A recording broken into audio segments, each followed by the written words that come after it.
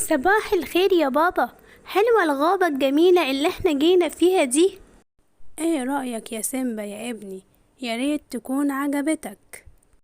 ايوه طبعا عجبتني يا بابا، وعلشان كده انا هطلع اتمشى فيها شوية علشان اشوف هي عاملة ازاي، واتعرف كمان على ناس جديدة واصحاب جديدة.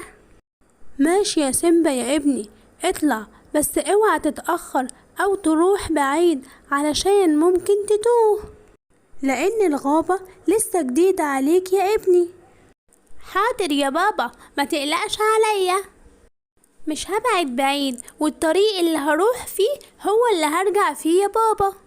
خلاص ماشي يا سيمبا يا ابني، روح وخلي بالك من نفسك. انا مبسوط اوي ان انا هتمشى في الغابة وهشوفها كلها، وهشوف اصدقاء جداد واتعرف عليهم.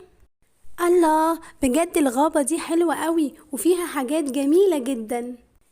ايه ده؟ هي الاشجار بقت كتير كده ليه وكلها شبه بعضها؟ انا ما بقتش عارف انا فين. انا خايف اوي، هو انا ممكن اكون تهت زي بابا ما كان بيقولي؟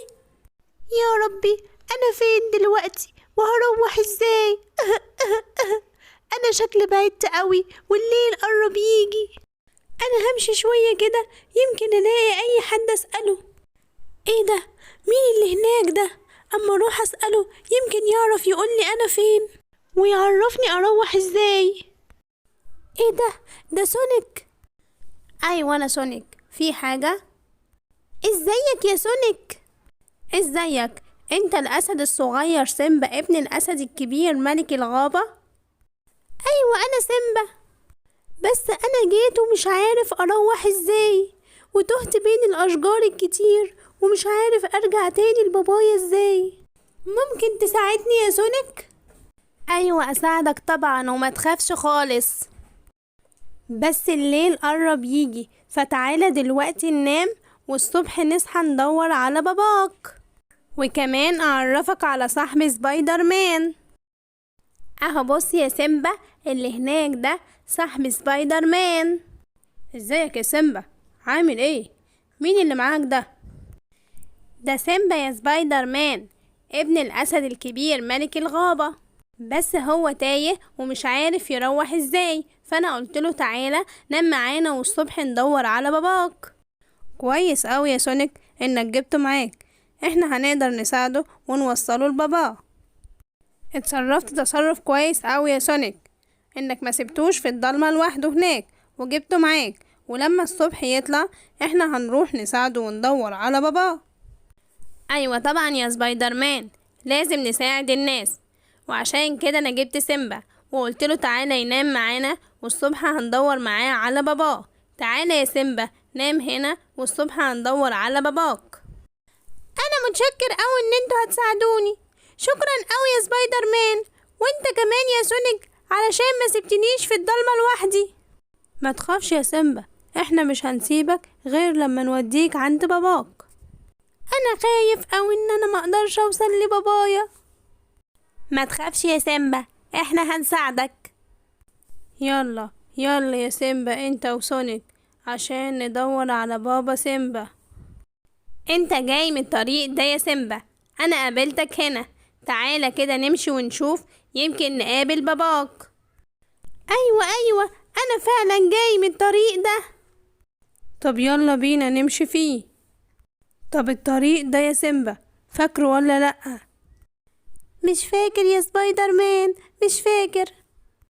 ما تقلقش يا سيمبا، ادينا ماشيين واكيد هنلاقي باباك بيدور عليك. تعالوا تعالوا، في أسد بعيد هناك اهو، تعالوا نسأله أو نشوفه هو بابا سيمبا ولا لأ. طب يلا بينا يلا بينا، في أسد فعلا هناك اهو، تعالوا نسأله ونشوفه إذا كان يعرف سيمبا ولا لأ. يلا بينا.